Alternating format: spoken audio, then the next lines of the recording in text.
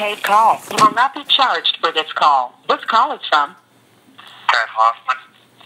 an inmate at Airway Heights Correction Center. This call will be recorded and monitored. If you wish to block any future calls of this nature, dial 7 now. To accept this call, press 5 now. To decline this call, hang up. Thank you. Good morning, people. Good morning, Mr. Hoffman. It's good to hear your voice. Yes, it's good to hear you too. I had to contact you today. A little bit thankful. I may be a little bit premature, but it come to me yesterday through Agnes that we might have an attorney from an attorney group in the Olympia area in Washington. Wow. And it seemed a little, I don't know how to say it, premonitic or something like that. Okay. Immediately when Agnes said the man's name, I thought of you. Okay. Okay. Now this is why. Because the man is named James Bible. And immediately the thought came into my head, the King James Bible. That was all that was missing was King. And you said that you would send me a Bible. That's amazing. His name is actually James Bible? That's what I hear. Wow, that's a very interesting name. Agnes found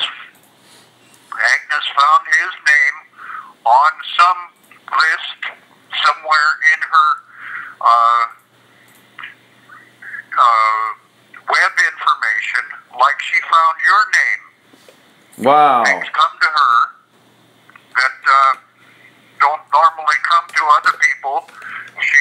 She gets looking in a different manner than most people do, and this is the second time now.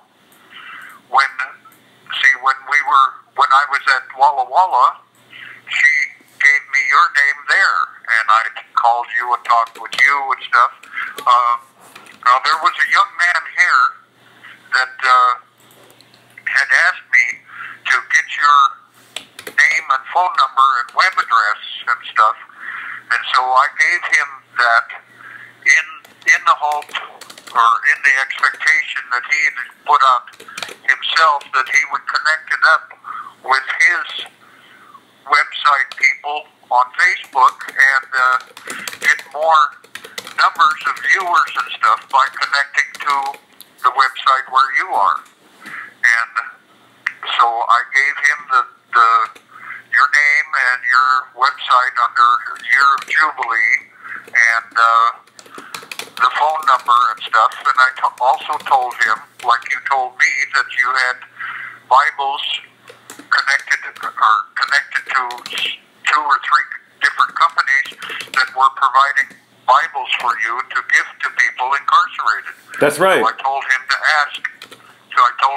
ask you if he was interested, and to also spread the word, spread your information around to those that may be interested in receiving a Bible.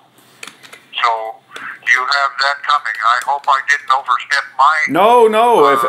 These companies said they would give... No, I'm glad you're doing that. It's not coming from me, but there's additional organizations that do provide free King James Bibles to prisoners, and we praise God for those organizations. And if you know of prisoners that want a King James Bible, that's great. I'm glad you're telling them. Yes. So, anyway, I thought a little bit of thank you was in order to you folks. And I have to call Agnes in a little bit, and she contacted this man, and he was in vehicle, and we don't like to set up a thing where they could get injured by answering the phone and stuff. So she told him that that she would call back, and he gave her the number to be able to call him back. Babe? She's been trying now to get a hold of him. Do you have that comment he from Patrick Hoffman? was terribly interested in my case being that he's a black man and that he has worked in helping individuals incarcerated that are innocent for the last 10 years or so in trying to extricate them from this system. And he has, it isn't just a lone attorney, he's part of a law group out of Olympia that is trying to make change in this system. And I guess it's just a very hard thing to do right now. There's everything is going against it. I even see on the news this morning that on ABC that they're condemning the bishop in the Catholic organization about mishandling the accusations of sexual abuse and stuff. But at the same time, those are problematic in that they don't have any valid information. And the second part of that is with Christian groups, even those that are reporters and stuff who claim to be Christian oriented and stuff, don't seem to want to let go of finding somebody guilty for something. And so I told Agnes to contact them and ask them why they are doing this, harassing ministers and of religious groups and stuff, and not paying attention to the multitude of people that are innocent incarcerated in the United States. We're still at a ratio of 1 in 6 that are innocent, and they won't let them out. Right. Now, Yep. Why are they not haranguing and harassing those prosecutors who do this blatantly, knowing that these individuals that they are placing in prison are innocent of any crime? And why are they not asking for those prosecutors to have to do the time that they've given to these individuals? That would stop this immediately. Yeah. Yeah, I understand, Patrick. Yeah, so we're at that point. I told her to get a hold of our friend in Holland that does the email stuff for Agnes, and told her to get a hold of CBS News in Washington, in New York, or wherever their home office is located, and put that on the internet to them and ask them, and also connect up our deal to them so that when there's somebody touching on those questions and stuff, that this information that you provided for me on the internet gets touched on, and they have to look at that also.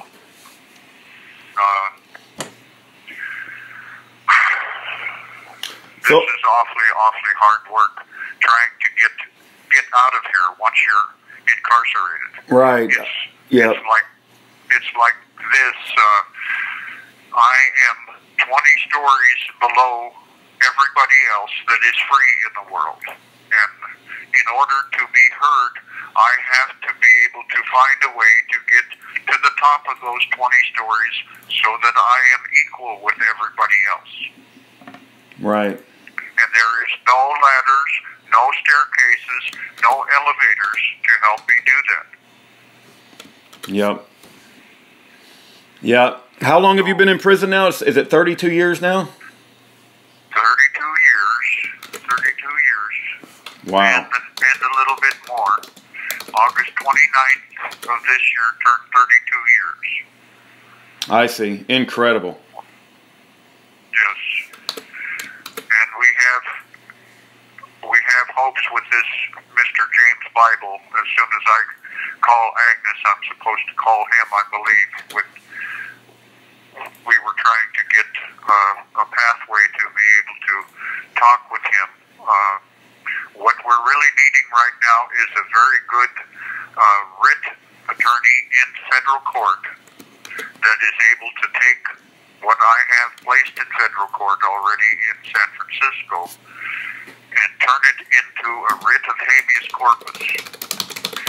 If the writ still has the teeth that it had when I first came to prison, I should have positive action in a 90-day period, because a writ is very fast moving, and they have the opportunity to advise those who are being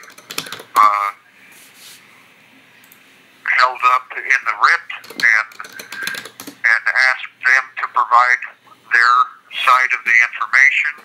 They have 30 days to do that, and if they don't comply, then in the next 30 days, the court is compelled by the writ action to release me. That's where we're at with this, and I really, really need a good attorney that can follow through with this. And since this one seems like to Agnes, he seemed like he was quite interested in the fact that I had been 32 years looking for attorney help to get free. I'm thinking that this support attorney group that he's working for stuff has the capability of turning this all around and getting me the damage monies that I should have for my father's death in prison for something that he didn't do, and for being incarcerated for 32 years for something that I didn't do. Everything revolves around the jurisdiction issue, and the jurisdiction issue is very sloppy at best, since we didn't have any real authority in Public Law 280 being initiated on the reservation lands at the proper time and the proper place, where they substituted a vote for council members as the vote for Public Law 280 to be initiated. That breaks the law. So all of that time from 62, 63, where it was with the council and stuff, that when we go back to that, it shows that they did not have any jurisdiction. The feds did not have any jurisdiction. We were sovereign land, and the only one that had jurisdiction in our case was the judge who stood and watched the whole thing unfold from start to finish, Sheila Cleveland. And she was asked by the council to press charges against us for murder and assault. And she says, no, I can't do that because they didn't do anything wrong. The first shots that were fired on the McGinnis property came from where the police had positioned themselves. That should have been the end of it right there. Instead of that, we get drugged through the knothole and down the railroad track for this 32 years. That's a long time, Patrick. That's a long time. But this, I pray this James Bible. That's a very interesting name. Hard to believe it, but that's yes. I pray he does. You know, I've never met a good attorney, but that doesn't mean there doesn't one exist. I pray he is a good one for you. Yeah. Well, I'm hoping. Yeah. Well, I pray your phone call to Agnes goes through as well, and yes, and I appreciate all that you've done and all that you do for me. Yeah, no problem, Patrick. I know it's got to be tough over the holidays. It will not be forgotten. Did you get a card from Erin? She sent out cards to everybody on the website. Did you? If you haven't got one, hopefully one will be coming soon. No, I don't. I can't hear you. You're breaking up on me. Oh, I see. Talk to me again. Say that again. I was just wondering if you got a card from Erin recently.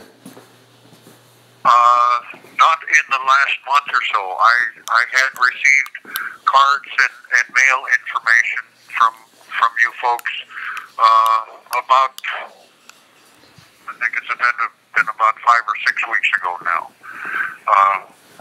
that I got. It was after I got the Bible that you sent me, which I thank you for. Very good. No, if you get a chance, there's a chapter of John, I think it's John 14, but it talks about, I had just talked about it, maybe it's John 14, but it talks about that the world will hate you because it hated Jesus, and that we're not of this, we're in the world, but we're not of the world, and I just see so much injustice, Patrick, that we're just passing through this place, this place is not our home, Yeah. Well, this, for me, is a vehicle to help do the good that I know that I can do. Now, we had our land taken from us, and everything that Mr. Trump is doing now with the border and everything, the Indians did at one time, and they were massacred for it. So, they need to take a look at things, and instead of asking God to bless America, maybe they should ask God to make things right and allow the Native Americans to live on their land without hindrance any longer. Because we are the ones, not that own the land, but we keep the land. Yeah. Creator is the one who put it in our possession to take care of it, not to disperse it, not to say you live here, you live there. Everybody lives where they want to live, so that there's peace and harmony. If there's problems between one group or another, then separate far enough that there's distance, that there's no problem anymore. That's the peaceful way. And it's like this. I have had opportunities to be the kind of man that they said that I was in the documents that put me here. I have had ample opportunity that if I were the murderous type, that there would be bloodshed in all the 32 years that I was down. But I am not that man. And I have chose, because it is my way, not to do those things. When I had ample opportunity and reason to do that. So, that in itself should say something, that this thing that they put on, this collar that they put on me is not true. And it's not going to last.